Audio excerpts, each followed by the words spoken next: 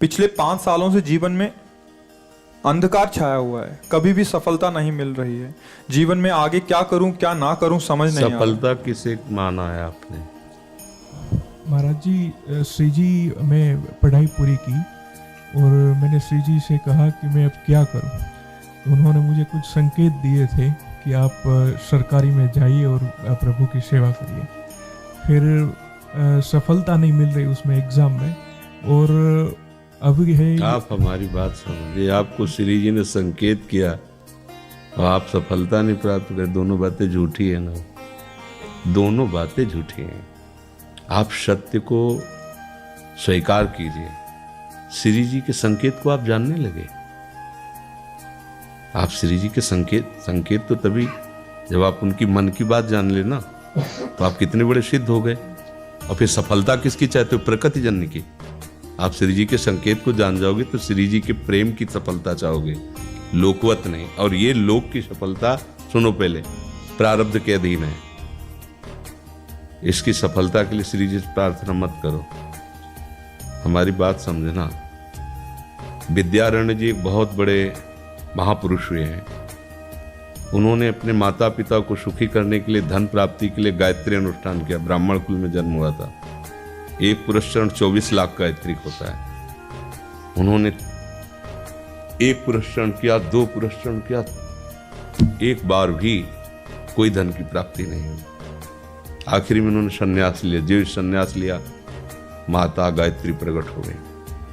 उनका अब इंद्रासन भी मांगो तो आपका, तो बोले अब क्या जरूरत है, अब तो वैरागी हो गया, विरक्त हो गया। माता पिता भी पधार गए, उनकी सेवा के लिए अर्थ चाहना। 23 पुरस्चरण किए, तो आप तब नहीं आए। उनका तुम्हारे अनंत जन्मों में ऐसे 24 महापाप थे जिनके कारण मैं नहीं आ पा रही थी। अब वो 23 पुरण से चरण से नष्ट हुए, पुरस्चरण से, और 24वां तुमने संन्यास लिया, तो अब आप जो चाहो पर। बोले अब चाहिए ही नहीं, क्योंकि अब सन्यासी हो गए, अब तो ब्रह्म प्राप्ति के लिए। तो इससे आभास होता है कि अगर हमारा बुरा प्रारब्ध है तो हमको भोगना पड़ेगा। हम कितना भी प्रयास करें वो हमें, तो हम क्या करें इसमें जिससे हमें परम शांति हो? प्रभु के नाम का जप करते हुए उन पर दृष्टि लगाएं कि प्रारब्ध से हमारा भरण पोषण शरीर का भले, ये हमारा भरण पोषण आपसे होगा नाथ। तो वो एक ऐसे हैं जो आपके प्रारब्ध को भी मिटा देंगे। वो ऐसे शरणागत वत्सल हैं कि सब लिखा पढ़ी अलग कर देंगे। सुदामा जी को दरिद्रता का योग था। ऐसी दरिद्रता, कई दिन तक भिक्षा नहीं मिलती थी। ये जितने भी चरित्र हमारे लिए उदाहरण है। मांगने जाते थे तो मांगने से भी नहीं मिलता था, कई दिन। तो एक दिन उनकी पत्नी ने कहा कि हमारा आपका तो चरणामृत से भी गुजारा 2 दिन 3 दिन हो, 4 दिन हो, छोटे छोटे बच्चे तो मर जाएंगे ऐसे। कुछ तो उन्होंने कहा, श्री कृष्ण के सिवा हमारा कोई नहीं, अब हम क्या कर सकते हैं? प्रारब्ध जब बिगड़ता है ना, वो कोई सफलता नहीं होने देता। तो एक दिन श्री रुक्मिणी जी प्रसाद ठाकुर जी को भोग पा रही थी, वो ऐसे रोक दिया, उदास हो गए। तो उनका, प्रभु ऐसी स्थिति हमने जब जब आपकी देखी, तो किसी भक्त को जब कष्ट होता है तब आपको ऐसे देखा है। कौन सा भक्त है और क्या कष्ट है? का एक सुदामा नाम के हमारे मित्र हैं, कई दिन से भोजन भी उनको। प्रभु आपके मित्र और मैं आपकी दासी, महालक्ष्मी का अवतार रुक्मिणी, आप हुक्म कीजिए, लोक की संपत्ति वहां। बोले उसको चाह नहीं है, हमारे मित्र को चाह नहीं है, और चाह ना होने पर हम विवश हैं। अगर वो चाह कर ले तो सारी व्यवस्था हो जाए। तो बोले पैदा करो जाके चाह। बोले उनके हृदय में तो नहीं पैदा कर सकते, हम भी, क्योंकि जिस हृदय में भगवान का आश्रय और निरंतर चिंतन है, वहां माया की चाह नहीं होती। बोले उनकी पत्नी के हृदय में, बोले प्रयास करते हैं जाके। भगवान संत वेश में गए, भिक्षाम दे, निकली। अतिथि का सत्कार करना गृहस्थ का धर्म होता है। हाथ जोड़ा और कहा, हम असमर्थ हैं, आपको भिक्षा नहीं दे सकते। क्यों? बोले हम अपवित्र हैं, हमारे ऊपर सूतक लगा हुआ है। किस बात का सूतक? हमने एक पुत्र जन्मा है, तो ठीक है हम 10-12 दिन बाद आ जाएंगे। बोले नहीं, आजीवन अपवित्र रहेंगे। तो ऐसा कौन सा? बोले दरिद्रता रूपी। विद्वान की पत्नी है तो ऐसे उनका दरिद्रता रूपी पुत्र का जन्म, अर्थात सीधे ये कि मैं नहीं दे सकती या देने योग्य नहीं, ऐसा न कहे उनका मैं अपवित्र हूं। तो दरिद्र कैसे हो सकती हो? जिनके पति के मित्र द्वारिकाधीश भगवान श्री कृष्ण है, वो दरिद्र कैसे हो सकता है? एक बार कहो ना अपने पति से। चले गए। जो सुदामा जी आए तो उन्होंने कहा कि देखो आज एक अतिथि आए थे, उनको मैं कुछ नहीं दे पाए, मुझे बहुत कष्ट है कि मेरे पुत्र और आए हुए अतिथि का भी हम स्वागत नहीं कर सकते, उनका भरण को आपके मित्र द्वारिकाधीश प्रभु श्री कृष्ण। सुदामा जी ने कहा, बोले चले जाओ ना, वो कुछ न कुछ सहयोग कर देंगे। तो बोले हम ऐसे मित्र नहीं बनाए कि वो हमारा सहयोग करें, कभी नहीं, मर जाऊंगा पर उनसे ये नहीं कहूंगा कि आप हमारा।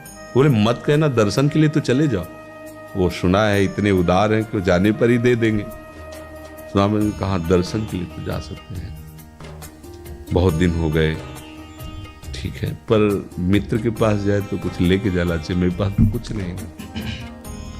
पड़ोस में जैसे किसी से मांगने गई तो अरे समय जब बिगड़ता कोई नहीं होता साथ। एक ने थोड़ी उदारता दिखाई तो चावल पछोरने पर जो आगे कणका होते चावल के, जो प्राय वो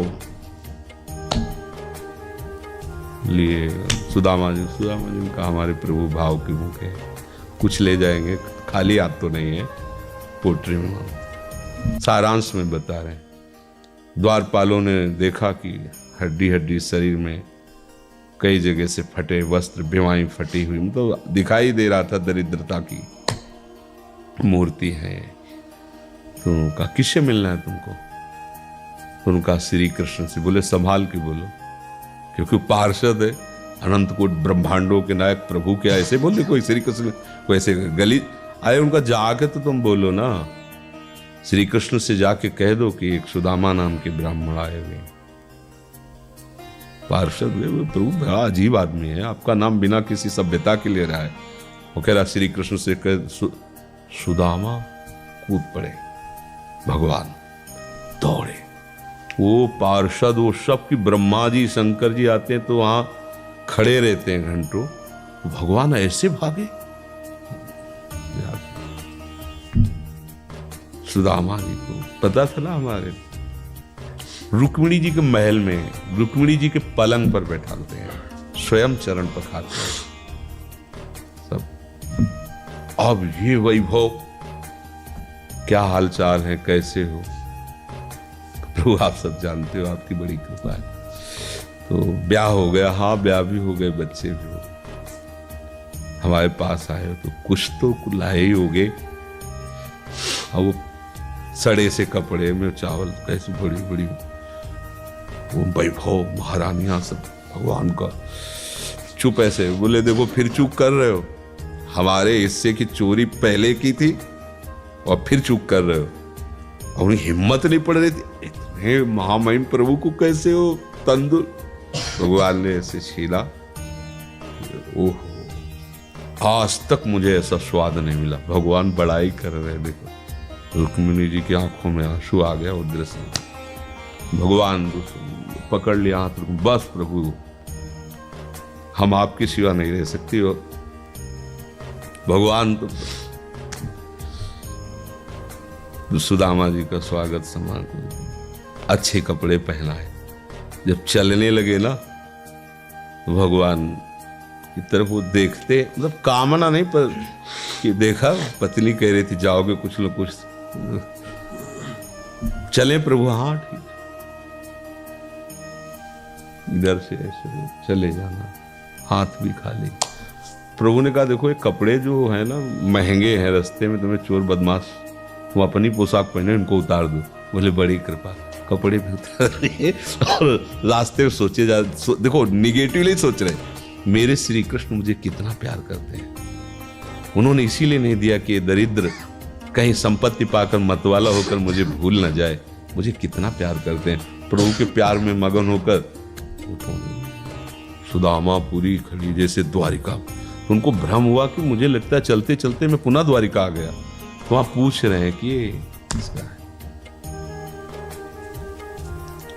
भगवान के पास विधाता है, उनका प्रभु ये तो गलत हो गया, इनके भाग्य में हमने लिखा था क्षय श्री, ऐश्वर्य का नाश, जीवन में नहीं ऐश्वर्य, क्षय श्री। भगवान ने उसका उल्टा कर दिया यक्ष श्री। जैसे कुबेर का अथाह धन का खजाना, त्रिभुवन का खजाना वही है कुबेर के पास, जैसे कुबेर का खजाना तो यक्ष श्री। तो कहा प्रभु, तो उनका इन्होंने एक पुण्य किया है, अनंत ब्रह्मांडों के समस्त जीवों को तृप्त कर दिया है। प्रभु खुद को खाने को ले तृप्त गए, बोले मेरे रोम रोम में करोड़ करोड़ ब्रह्मांड वास करते हैं और इनके तंदुलों से मैं तृप्त हो गया। अनंत ब्रह्मांडों का भंडारा हो गया, उसका जो पुण्य होता है लिख दो इनके भाग्य में।